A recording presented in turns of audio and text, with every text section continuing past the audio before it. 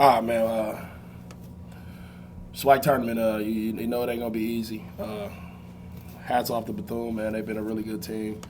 Coach Diaz does a great job with those guys, but super proud of my guys, man. We came prepared and super proud of this guy next to me. Been the leader for us for 5 years, and just anytime it's a big moment, we know who we got to go to, and man, what a way to end the first half. Well, I'll start this one. For Coach, what was the thought process coming into this game? Had a day off, chance to rest a little bit. Bethune with a quick turnaround. What were the thoughts coming into the game? We didn't really rest. We went to practice. So it is what it is at this time of the year. Everybody gonna kind of be a little tired. Everybody gonna be a little beat up. But man, we playing for something, for a right to go to the NCAA tournament, and it's something that our program. We done came up short last year, so it's kind of like a redemption thing for us. So we was ready. We figured we came up with a game plan to try to put those guys in ball screens as much as possible, and Tra'Michael did his job on the ball screens. Can't. It is what it is at that point.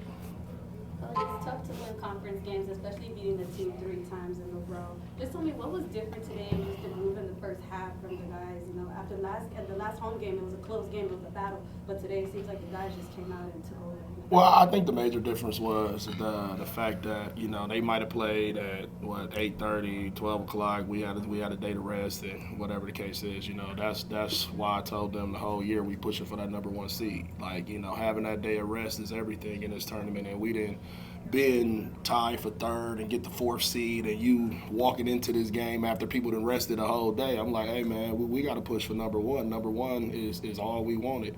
And that's the reason why we did it, because it's the rest factor. And yeah, it's tough beating people 3 times, but at the end of the day, we know it's the tournament time. Everybody you're gonna take everybody's best punch. Last year you lost 2 of your seniors, Kev Christian being one of your top shooters and players as well. But this season, it seems like you guys didn't really lose y'all juice or anything. And then with those are coming in and being an effective guard, just tell me how complete you think this team is to compete in the championship. We lost a lot last year.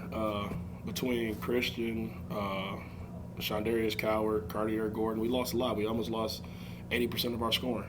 But at the end of the day, our foundation was the fact that we brought Tra'Michael in as a freshman. He's been a 5-year player as a Hyde Mumford as a freshman. George Smith is 3 years here. Terrence Lewis 3 years here. John Aku 2 years here. At the end of the day, the foundation was still there, and they know exactly what this mean to be here. So we're and in the process of building the program, you start with the foundation. This is the first freshman class I brought in, 2 regular season champions. Lord willing, we going to the NCAA tournament. This is what it's about. Michael, just tell me about your performance today and just coming in. This is your 5th year, as they were saying, but just tell me what was different, especially just you shooting from the 3-point line, finishing with game high 26. Just what was that momentum? No, I had to come in with it on my mind. I ain't trying to go home. I'm trying to win it all. I lost it last year. Coach, obviously now you got a night to watch, Texas Southern and Alabama A&M. The old cliche is, well, who do you prefer to play? But in this particular case, what do you see out of either one of those teams that might give you guys some trouble? I mean, both teams are good teams. Both coaches do a phenomenal job with their teams. Right now, Alabama State is playing Alabama A&M is playing pretty hot. They're coming into the games. They've been playing really well the last 13 games. I wonder they might be 9-4 or something like that. Whereas Texas Southern, they've been the kings of the SWAC. At the end of the day, whoever we play, we got to come ready. So it don't matter whether we play Texas Southern, Alabama A&M, if we play Blue Moon State, we got to come ready to play. Coach, you kind of already alluded to this, and this is to either one of you. Given that last year is last year, and last year has absolutely nothing to do with tomorrow, talk about the significance and the importance of this, of having that moment, having an opportunity to play for a SWAC title and not being able to get it. Does that in any way kind of stick with you, or have you just kind of forgotten about it and you're just kind of embracing this moment for what it's worth? Well, I tell people all the time, everybody be like, man, y'all win, y'all win, y'all win. I remember the losses. I don't remember the wins is the wins. I tell them coming in, we gonna win. It is what it is. I expect to win. I don't expect to lose. We prepare, we work, we do what it takes daily. From I want to say June 23rd, we've been going at it, trying to get these guys prepared for this moment.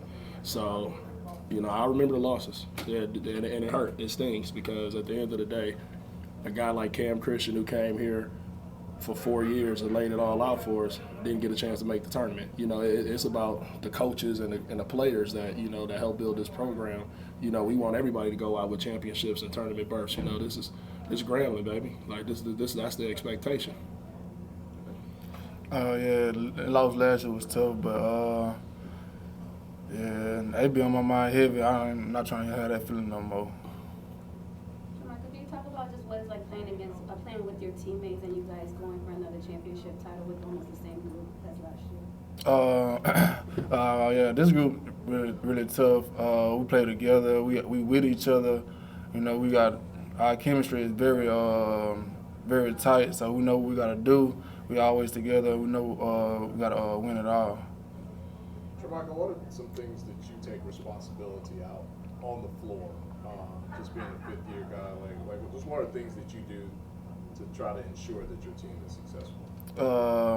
Well, make sure we all on one page, even if they make a bad play or anything, you know, keep them going so the energy can be there, and that's really it. And be the leader. I mean, you know, I can't tell you how much, you know, this kid is a leader. You know, ain't the most vocal guy. That's, you know, I'm always on him about being vocal. But leading and being a guy that's an everyday person, I mean, that's him, you know, and that's the one thing that I challenge him to be an everyday guy, because we got about 4 sophomores over here that's playing and that's trying to figure out what life gonna be like after him. So he got to set the example, and, you know, he does it all the time. How dangerous is Tra'Michael and Dozier's kind of that 1-2 scoring punch in the backcourt? Hey, you know, I'll never forget.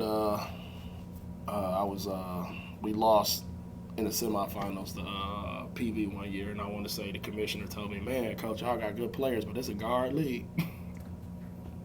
Always stuck with me. I was like, "I got you, commission." And right now, I wanted to say, man, I feel like, you know, they 2 of the best guards in the league, night in, night out. You know, I feel like Tra'Michael should have been first team all conference. I feel like we had 2 first team guards, and for him not to get nothing, I felt was like totally disrespectful in this league. Like, this guy done won more than anybody that's out there right now, and he's the engine that make us go. So I don't understand how he don't get not one award or whatever the case may be. Personally, I feel like he the player of the year. Look at the performance today. But, you know, it is what it is. You know, people vote the way they vote. You know, we'll figure out what we got to do to show people. So that's him and Dozier are both important. I feel like they are 1-2 punch, and they the ones that get it going every day. Coach, how critical it is, like, the bench team to come in, even though the box score says 11 points, but just the impact, the physicality, how much impact does it play towards the games? Listen, That would be the last question. it was important, man. I mean, Jamel Cofer, man, how big was he today? You know, just coming in, stepping in, and playing well, and that's another sophomore. You know, it's another guy that's a young guy that's figuring it out, and for him to step in and, you know, go 7 for 8 from the line, incredible deflections, rebounds, offensive rebounds, and, you know, one day we envision him to be one of the guys like T-Mike, getting buckets and making it plays, but, you know, he had to play behind Ivy Smith to figure it out, and that's just how I go sometimes. You gotta that's the foundation of building. And you get your chance, then you step up and you go make plays. And super proud of our guys. We didn't have our best day from Jalen Johnson, but I believe he'll be ready to play tomorrow. Thank you, Coach. Thank you.